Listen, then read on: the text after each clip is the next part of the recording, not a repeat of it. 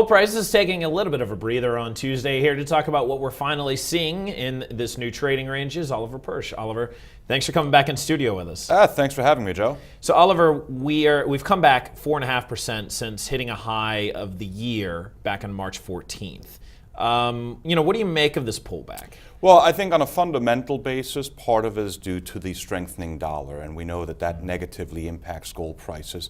I think also it's important to keep in mind that gold has gone away from being a buy and hold long-term inflation hedge to being a trader's vehicle. And so you're going to see, as we've seen over the last couple of years, exaggerated moves in gold. And I think the little bit of a pullback that we've seen, 4% in a week and a half, is an example of that. So maybe to retail investors out there, you're suggesting be a little careful, at least in the gold space, because it does seem like right now it's more of a trader's asset than it really is for investors to be jumping in. Yeah, I mean, if you're looking at it as a long-term inflation hedge and as a way to have a non-correlating asset in your portfolio, it's a great long-term hold, and you shouldn't worry about the short-term price swings.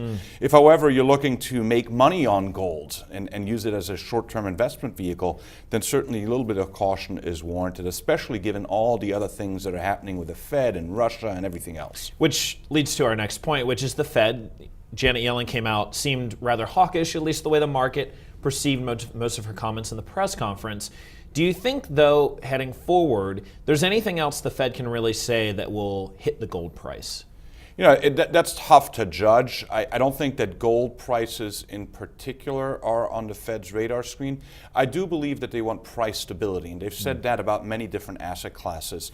So they're going to probably look at the overall interest rate environment, about the currency environment, how that's impacting the economy, how that's playing to other central banks, and what that correlation would be to gold prices. But I don't think that Janet Yellen or anybody else on the Fed particularly cares whether gold is trading at $1,300, $1,400, or whatever dollars announced. Yeah, and finally, Russia, Ukraine, Crimea has been really at the forefront of our minds for over a month now.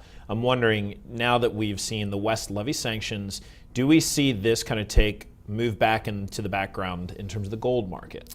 Well, I would say that Russia and that whole situation is more likely to impact palladium prices than gold prices.